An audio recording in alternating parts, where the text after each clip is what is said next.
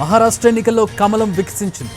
మహాయుతి కూటమి ప్రభంజనం సృష్టించగా BJP single largest పార్టీగా అవతరించింది. మహాయుతి కూటమి 220 స్థానాల్లో ఆధిక్యం కనబర్చగా బీజేపీ ఒంటరిగా 127 స్థానాలు కైవసం చేసుకుంది. దీంతో మహారాష్ట్ర నెక్స్ట్ సీఎం ఎవరన్న దానిపై ప్రస్తుతం చర్చనీయాంశంగా మారింది. మహారాష్ట్ర అసెంబ్లీ గడువు నెల 26తో ముగుస్తుందంటే 3 రోజుల సమయం మాత్రమే ఉంది. ఆ లోపు కొత్త ప్రభుత్వం కొలువుదీరాల్సి ఉంటుంది. దీంతో మహాయుతి కూటమిలో సీఎం పదవిపై అప్పుడే పోటీ మొదలైంది. 125కు పైగా స్థానాలు సాధించిన తమ పార్టీకే సీఎం పదవి ఇవ్వాలని మహారాష్ట్ర బీజేపీ నేతలు డిమాండ్ చేస్తున్నారు. That means Fadnavis. సీఎం రేస్లో మొదటగా దేవేంద్ర ఫడ్నవీస్ పేరు వినిపిస్తోంది. మహారాష్ట్ర బీజేపీ అధ్యక్షుడు చంద్రశేఖర్ కాసేపట్లో ఫడ్నవీస్తో భేటీ కానున్నారు. దేవేంద్ర ఫడ్నవీస్ ముఖ్యమంత్రి బాధ్యతలు చేపడతారని బీజేపీ నేత ప్రవీణ్ ధరేకర్ అంటున్నారు. మరోవైపు అజిత్ పవార్ని ముఖ్యమంత్రిగా ప్రకటించాలని ఆయన వర్గం డిమాండ్ చేస్తోంది. గత ఎన్నికల సమయంలో ఏక్నాథ్ షిండే సీఎం అభ్యర్థి అని, ఆయన సీఎంగా ఉన్నారని, ఈసారి అజిత్ పవార్కి అవకాశం ఇవ్వాలని చెప్పి వాళ్ల వాదన. ఎన్నికల ప్రచారంలో ఏక్నాథ్ షిండేనే సీఎం అభ్యర్థిని బీజేపీ నేతలు ప్రకటించారని, ఆయన్నే ముఖ్యమంత్రిని చేయాలని శివసేన నేతలు పట్టుబడుతూ ఉన్నారు. మరాఠా ఓటు బ్యాంకును మహాయుతి కూటమి వైపు తిప్పడంలో షిండే కీలక పాత్ర పోషించారని చెబుతున్నారు. దీంతో మహారాష్ట్ర కొత్త ముఖ్యమంత్రి ఎవరన్న దాని మీద ప్రస్తుతం ఉత్కంఠగా మారింది. ఒక ఘట్టం ముగిసింది అనుకుంటే రెండో ఘట్టానికి తెరలేసింది. మహారాష్ట్రలో కొత్త ప్రభుత్వం కొలువుదీరేందుకు సమయం తక్కువగా ఉండడంతో సీఎం ఎవరన్నది కూడా త్వరలోనే క్లారిటీ రాబోతుంది. 3 రోజుల్లో పాత ప్రభుత్వం ల్యాప్స్ అయిపోతుంది. 26వ తారీఖు లోపు కొత్త ప్రభుత్వాన్ని ఏర్పాటు చేయాలి, కొత్త ముఖ్యమంత్రిని ప్రకటించాల్సి ఉంటుంది. మా ప్రతినిధి రాజు జాయిన్ అవుతున్నారు. దీనికి సంబంధించి మరిన్ని వివరాలు అడిగి తెలుసుకుందాం రాజుని. రాజు, ప్రస్తుతం ఒక ఘట్టం ముగిసింది, మరో ఘట్టానికి తెరలేసినట్టు కనపడుతుంది. ఎవరికి వాళ్లే 3 వర్గాలు ఉండడంతో 3 వర్గాలు తమకు సీఎంని ప్రకటించుకుంటున్నటువంటి పరిస్థితి. ఇటు అజిత్ పవార్ వర్గం, అటు షిండే వర్గం, ఇటు బీజేపీ. కానీ ఇక్కడ టెక్నికల్గా చూస్తే సింగిల్ లార్జెస్ట్ పార్టీ బీజేపీ కనపడుతోంది. అఫ్కోర్స్ బీజేపీ కేంద్రంలో రూలింగ్లో ఉంది అండ్ అప్పర్ హ్యాండ్ కూడా బీజేపీకే ఉంటుంది. కాకపోతే ఎవరు స్పందించడానికి రెడీగా లేరు. ఇప్పుడు ఇందాక షిండేని అడుగుతున్న సందర్భంలో ఇంతవరకు ఇంకా అధికారిక ప్రకటన రాలేదు. అప్పుడే సీఎం గురించి ఎందుకు, మేము కలిసి కూర్చొని మాట్లాడతామంటూ ఉన్నారు. ఏం జరుగుతుంది మహారాష్ట్ర సీఎం సెలక్షన్లో? నిజంగా చాలా కీలకమైనటువంటి సన్నివేశానికి ఇప్పుడు మహారాష్ట్ర ఎపిసోడ్ చేరుకుందని చెప్పుకోవచ్చు. ఎందుకంటే మహారాష్ట్రలో గెలుపు కోసం ఇప్పటి వరకు అందరూ ప్రయత్నం చేశారు. సో ఫైనల్గా మహాయుతి అధికారంలోకి వచ్చేస్తుంది. కానీ మహాయుతి అధికారంలోకి వస్తే ముఖ్యమంత్రి ఎవరు కాబోతున్నారనేదే ఇప్పుడు చాలా కీలక అంశంగా మారుతుంది. దానిపైనే సర్వత్రా మళ్ళీ చర్చ మొదలైందని చెప్పుకోవచ్చు. ఒకవైపు బీజేపీ అంటే మొత్తం 288 స్థానాల్లో 145 మ్యాజిక్ ఫిగర్ కాగా బీజేపీ 149 స్థానాల్లో పోటీ చేసింది. సో ఇప్పటికే దాదాపు 120కి పైగా స్థానాల్లో బీజేపీ ముందంజలో కనిపిస్తుంది. సో మిగతా ఏదైతే అజిత్ పవార్కి సంబంధించినటువంటి ఎన్సీపీ కావచ్చు, శివసేన ఏక్నాథ్ షిండే పార్టీ కావచ్చు, ఇవన్నీ కూడా సెకండ్ పార్టీస్గా ఏదైతే కూటమిలో కనిపిస్తూనే ఉన్నాయి. అయితే ఈ నేపథ్యంలో ఇంతకీ ముఖ్యమంత్రి ఛాన్స్ ఎవరికి ఇవ్వబోతుంది ఈ మహాయుతి అనే దాని మీద ప్రధానంగా చర్చ మొదలైంది. అయితే ప్రస్తుతం ఇదే మహాయుతి నుంచి ముఖ్యమంత్రిగా ఏక్నాథ్ షిండే ఉన్నారు. ఏక్నాథ్ షిండే మహారాష్ట్రలో ఉన్నటువంటి ఒక బలమైనటువంటి పార్టీని చీల్చుకొని బయటకు వచ్చినటువంటి నేత. అంతేకాదు తన వెంట శివసేనలో ఉన్నటువంటి కీలకమైనటువంటి నేతలను, ఎమ్మెల్యేలందరినీ కూడా తన వెంట తెచ్చుకున్నారు. ఆ విధంగానే గత ప్రభుత్వాన్ని కూడా ఏర్పాటు చేసినటువంటి పరిస్థితి కనిపించింది. సో ఈ నేపథ్యంలో నిజంగా అంటే ప్రస్తుతం ఉన్నటువంటి ముఖ్యమంత్రికి మళ్ళీ ఛాన్స్ ఇస్తారా? ఎందుకంటే ఆయన గెలిచినటువంటి స్థానాల సంఖ్య తక్కువ, పైగా బీజేపీ సింగిల్ లార్జెస్ట్ పార్టీగా అంటే పూర్తి స్థాయి మ్యాజిక్ ఫిగర్ను దక్కించుకోకపోయినప్పటికీ కూడా దాదాపు దగ్గరగా అంటే మరో 15-20 స్థానాలు గెలిస్తే చాలు మ్యాజిక్ ఫిగర్కు దగ్గరగా ఇప్పుడు బీజేపీ కనిపిస్తుంది. ఈ నేపథ్యంలో బీజేపీ తమకు వచ్చేటటువంటి అవకాశాన్ని కాదని ఏక్నాథ్ షిండేకి కానీ లేదంటే అజిత్ పవార్కు ఇచ్చే ఛాన్స్ ఉంటుందనే దాని మీద ప్రత్యేకంగా చర్చ జరుగుతుంది. అలా కాకపోవచ్చు, కానీ ఒకవేళ బీజేపీ ఛాన్స్ తీసుకుంటే బీజేపీలో ఎవరికి ఇస్తారు అనే దాని మీద కూడా ప్రత్యేకంగా చర్చ జరుగుతుంది. గతంలో మహారాష్ట్రకు ముఖ్యమంత్రిగా పనిచేసినటువంటి దేవేంద్ర ఫడ్నవీస్ మహారాష్ట్ర రాజకీయాల్లో చాలా కీలక నేతగా ఉన్నారు. అంతేకాదు గత ప్రభుత్వంలో ఆయన ఉప ముఖ్యమంత్రిగా పనిచేశారు. ఒక రకంగా చెప్పాలంటే ఏక్నాథ్ షిండే మొదటిసారి ముఖ్యమంత్రి అయినప్పుడు పూర్తి స్థాయి అనుభవజ్ఞుడిగా ఉన్నటువంటి దేవేంద్ర ఫడ్నవీస్ ఉప ముఖ్యమంత్రిగా ఉండి రాష్ట్ర పరిపాలనను గాడిలో పెట్టారనేటువంటి చర్చ కూడా సాగింది. దానిపైన ప్రత్యేకంగా చెప్పాల్సినటువంటి అవసరం లేదు. అయితే ఈ నేపథ్యంలో మరొక అంశం కూడా ఇక్కడ తెరపైకి వస్తుంది. అంటే బీజేపీ ఏ విధంగానైతే మహారాష్ట్రలో అధికారంలోకి రావడానికి మహాయుతి పేరుతో అటు ఏక్నాథ్ షిండేను మరోవైపు అజిత్ పవార్లను కలుపుకొని ఎన్నికల్లోకి వెళ్ళింది. సో ఇప్పుడున్నటువంటి పరిస్థితుల్లో నిజంగా శివసేన పార్టీని చీల్చినటువంటి ఏక్నాథ్ షిండేను కాదని బీజేపీ ఏదైనా కొత్త నిర్ణయం తీసుకుంటుంది. అంటే బీజేపీకి పూర్తి స్థాయి మెజార్టీ కనిపిస్తుంది. అయినప్పటికీ కూడా అక్కడ ఉన్నటువంటి రాష్ట్రంలో కొన్ని ప్రత్యేక పరిస్థితులు కావచ్చు, ప్రజల మధ్య జరిగేటటువంటి చర్చ కావచ్చు. ఎందుకంటే శివసేనకు అసలైనటువంటి వారసుడిగా ఏక్నాథ్ షిండేని తీసుకొచ్చారు. ఏక్నాథ్ షిండేనే బాల్ ఠాకరేకు అసలైన వారసుడు అంటూ కూడా బీజేపీ కావచ్చు, అక్కడ ఉన్నటువంటి జనమంతా కూడా నమ్మినటువంటి పరిస్థితి కనిపించింది. సో ఈ నేపథ్యంలో ఇప్పుడు ఏక్నాథ్ షిండేను తప్పిస్తే ప్రజల్లో నుంచి కానీ, పార్టీలో నుంచి కానీ, ఎమ్మెల్యేలో నుంచి కానీ ఏదైనా రెవల్యూషన్ వస్తుందా, అటువంటి పరిస్థితులు ఏమైనా ఉంటాయా, వాటిని ఏ విధంగా సద్దుమణిగించవచ్చు అనే అంశంపైన కూడా బీజేపీ ఫోకస్ పెడుతుంది. సో ఎటువంటి నిర్ణయం తీసుకున్నా సరే మహారాష్ట్రలో పూర్తి స్థాయిలో బీజేపీకే ఛాన్స్ ఉంది. బీజేపీనే తమ ముఖ్యమంత్రి అభ్యర్థిని అనౌన్స్ చేసే అవకాశం కూడా కనిపిస్తుంది. అంటే ఎన్నికల సమయంలో అనౌన్స్ చేయలేకపోయారు, ఎందుకంటే అందరూ కలిసి వెళ్లారు. పూర్తి స్థాయిలో మహాయుతి అనేటటువంటి ఒకే అంశాన్ని తీసుకెళ్లారు. అందరూ ఒకటిగా ఉండాలి, రక్షణగా ఉండాలి అంటూ చెప్పినటువంటి పరిస్థితి కనిపించింది. సో దానికి అనుగుణంగానే బీజేపీ 1-2 రోజుల్లోనే కీలకమైనటువంటి నిర్ణయాన్ని అనౌన్స్ చేసే అవకాశం అయితే కనిపిస్తుంది. సో ఫైనల్ గా బీజేపీ తీసుకున్నటువంటి నిర్ణయమే మహారాష్ట్రలో ముఖ్యమంత్రిని పాత ప్రభుత్వ గడువు ముగిసిపోతుంది. సో ఐదర్ ఈ రోజో లేదో రేపో ప్రకటించండి, ఎక్కువ రోజులు లాంచే పరిస్థితి కూడా లేదు. కానీ ఇక్కడ మనకు టెక్నికల్గా చూసినట్లయితే సింగిల్ లార్జెస్ట్ వర్స్ట్ కేస్ సెనారియోలో చూసినట్లయితే, అంటే ఏదైనా పార్టీ అలిగి మేము మీతో ఉండము అని చెప్పినా కూడా బీజేపీకి ఇంకో పార్టీ తోడు ఉంటుంది. ఏదర్ అటు షిండే వర్గము లేదంటే ఇటు పవార్ వర్గము, ఎవరో ఒకళ్ళు తోడు ఉంటారు, ఒకళ్ళు అలిగి వెళ్ళిపోయినా కూడా. సో బీజేపీకి వచ్చే నష్టం ఏమీ లేదు అక్కడ. సో బీజేపీ అల్టిమేట్గా సీఎం పదవిని తీసుకునే అవకాశం ఎక్కువ కనపడుతుంది. ఎస్, ఖచ్చితంగా ఆ అంశాలన్నింటినీ కూడా పరిశీలించడము. సో బీజేపీ ఛాన్స్ తీసుకున్నటువంటి నేపథ్యంలో బీజేపీకే ముఖ్యమంత్రిని సెలెక్ట్ చేసే అవకాశం కూడా కనిపిస్తుంది. బీజేపీ నుంచి దేవేంద్ర ఫడ్నవీస్ పేరే ఎక్కువగా వినిపిస్తున్నటువంటి నేపథ్యంలో బీజేపీ మొదట ఏదైతే మహాయుతిలో గెలిచినటువంటి ఎమ్మెల్యేలందరితో ఒక సమావేశాన్ని కూడా నిర్వహించే అవకాశం కనిపిస్తుంది. ఒకవైపు మొదట బీజేపీ ఎమ్మెల్యేలతో సమావేశం నిర్వహిస్తారు, ఆ తర్వాత మహాయుతిలో గెలిచినటువంటి ఇతర ఏదైతే ఏక్నాథ్ షిండే పార్టీకి సంబంధించి కావచ్చు, అజిత్ పవార్ పార్టీకి సంబంధించవచ్చు, అందరితో కలిసి ఒక సమావేశాన్ని కూడా మహారాష్ట్రలో నిర్వహించేందుకు ఇప్పటికే బీజేపీ ప్లాన్ చేస్తుంది.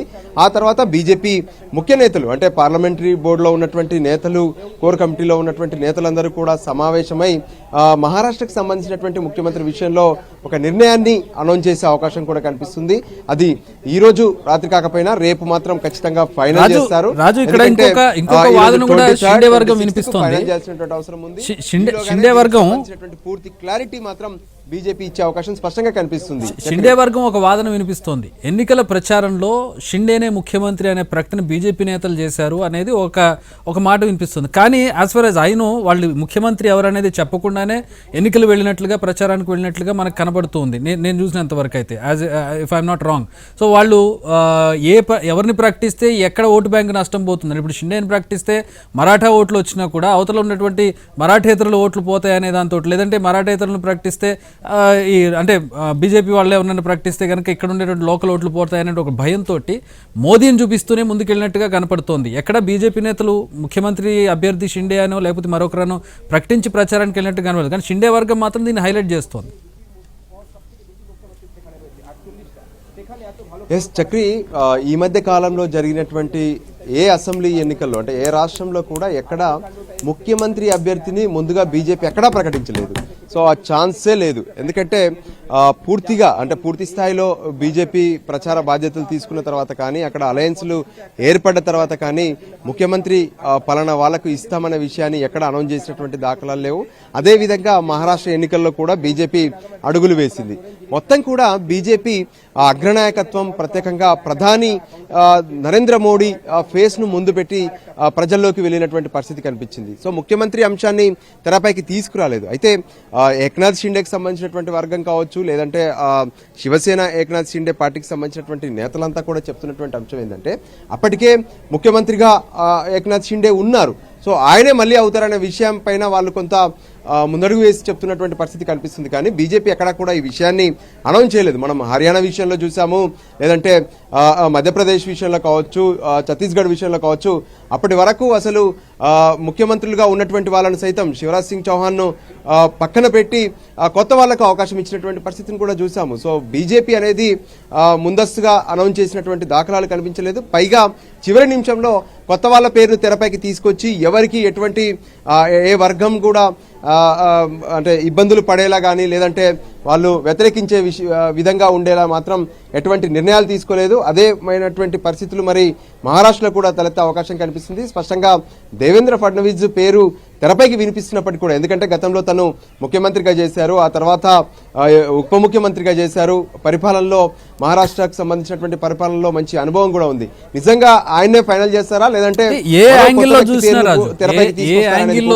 ఇప్పటికిప్పుడే చెప్పలేనటువంటి పరిస్థితి కనిపిస్తుంది. అవును, ఏ యాంగిల్లో చూసినా బీజేపీకి ఎడ్జ్ కనిపిస్తుంది. ఒకటి, మొన్న జరిగినటువంటి అంటే చీలిక జరిగి మళ్ళీ ప్రభుత్వం ఏర్పడినటువంటి సందర్భంలో షిండేకి ఇచ్చారు, ఫడ్నవీస్ని పక్కన పెట్టి షిండేకి ఇచ్చినటువంటి పరిస్థితి. అక్కడ బీజేపీ తను త్యాగం చేశాను అనే ఒక ఎలిమెంట్ని పైకి తీసుకురావచ్చు. అక్కడ మా మనసు చంపుకుని మేము షిండేకి ఇచ్చామని చెప్పి.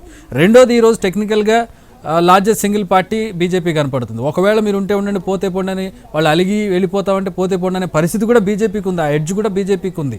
సో ఏ యాంగిల్లో చూసినా, అంటే నయానా భయానా రెండు రకాల చూసినా కూడా బీజేపీకే ఎడ్జ్ కనపడుతుంది అక్కడ.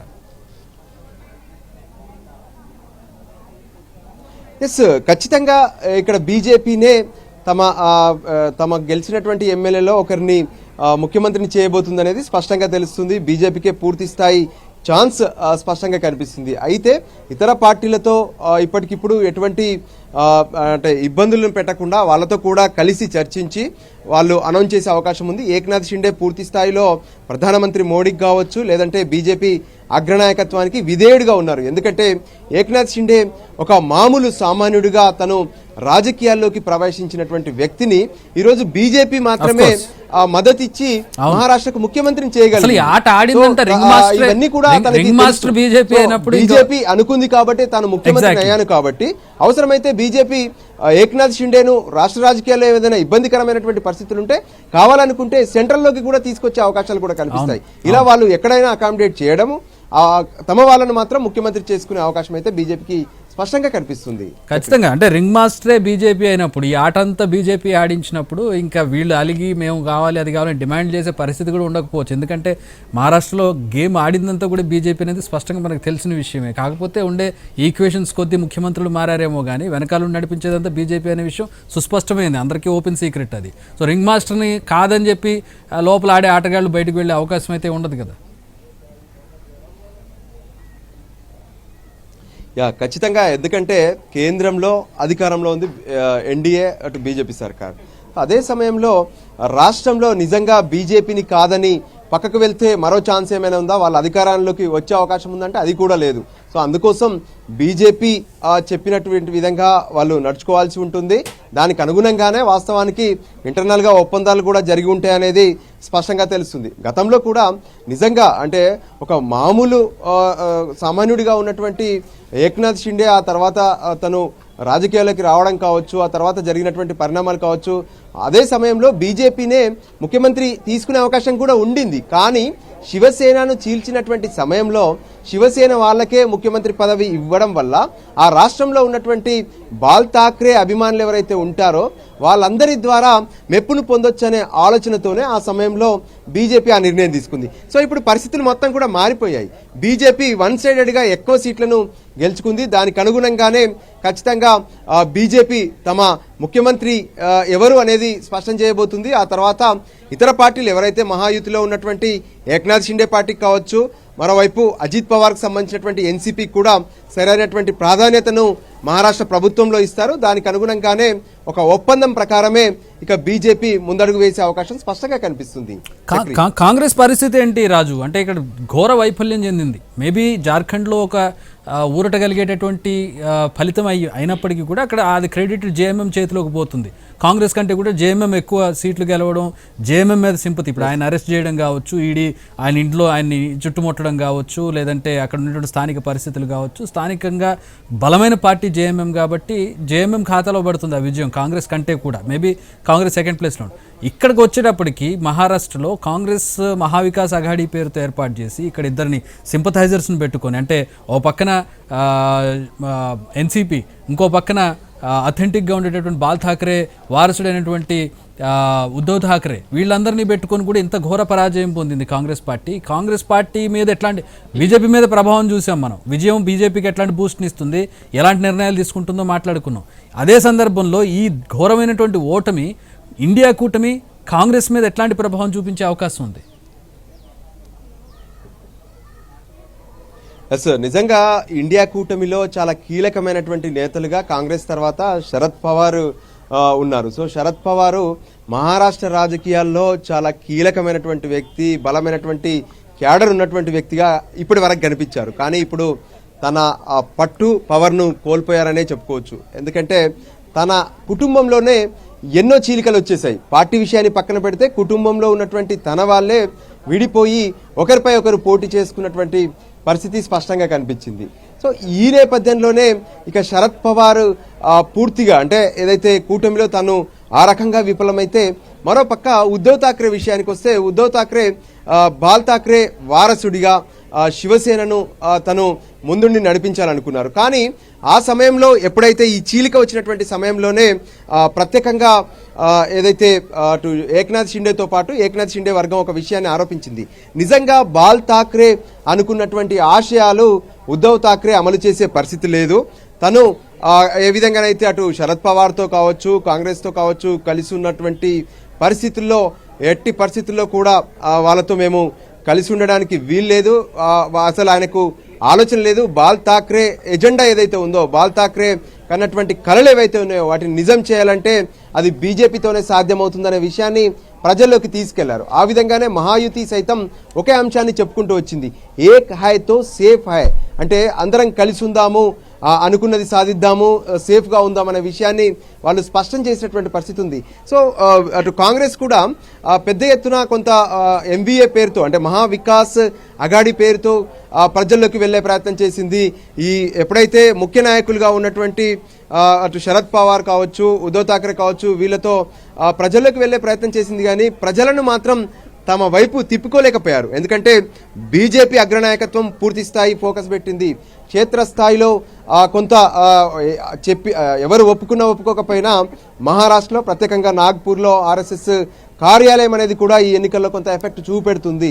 సో ఖచ్చితంగా ఆ ప్రభావాలు కావచ్చు, ప్రజల్లోకి వెళ్ళినటువంటి విధానాలు కావచ్చు, ఫైనల్గా ఏదైతే గుర్తులకు సంబంధించినటువంటి అంశం కూడా, ఎందుకంటే శివసేన ఒరిజినల్ గుర్తు ఏదైతే ఉందో అది ఏక్నాథ్ షిండేకి వచ్చింది. ఎందుకంటే శివసేన అసలు పార్టీ మొత్తం కూడా ఏక్నాథ్ షిండేనే దానికి అర్హుడు అనే విషయాన్ని కోర్టులు కావచ్చు, అటు ఎలక్షన్ కమిషన్ కూడా స్పష్టం చేసినటువంటి పరిస్థితి కనిపించింది. అజిత్ పవార్ విషయంలో కూడా ఇక ఒక రకంగా చెప్పాలంటే శరద్ పవార్ కొంత వృద్ధుడయ్యాడు, తను పూర్తిగా కూడా కమ్యూనికేట్ చేయలేనటువంటి పరిస్థితి ఉంది. బలమైనటువంటి నేతగా గతంలో ఉన్నప్పటికీ కూడా ఇప్పుడు కొంత ఆరోగ్య పరిస్థితులు కావచ్చు, కుటుంబంలో చీలికలు కావచ్చు, ఇవన్నీ జనాలు చూస్తూనే ఉన్నారు. అంటే ఒక నేతగా ఉండి తన కుటుంబంలో వస్తున్నటువంటి ఇన్ని చీలికలు, వీటన్నిటి నేపథ్యంలో రాష్ట్రాన్ని ముందుండి నడిపించగలుగుతాడా, ఆ నమ్మకాన్ని కల్పించలేకపోయారు. ఇక ఉద్ధవ్ ఠాక్రే విషయంలో బాల్ ఠాక్రే వారసుడిగా తను సరైనటువంటి నేత కాదనే విషయాన్ని అప్పటికే ఏక్నాథ్ షిండే స్పష్టం చేస్తూ బయటకు వచ్చేశారు. సో ఈ విషయాలన్నీ కూడా ప్రజల్లో ప్రత్యేకమైనటువంటి ప్రభావం కనిపించింది. ఆ తర్వాత బాల్ ఠాక్రే అనుకున్నటువంటి హిందూ ఎజెండా కావచ్చు, మరికొన్ని అంశాలు కావచ్చు, అది బీజేపీ, ఏక్నాథ్ షిండే వీళ్ళందరూ కలవడం వల్లే సాధ్యమవుతుందనే విషయాన్ని ప్రజల్లోకి తీసుకెళ్లారు.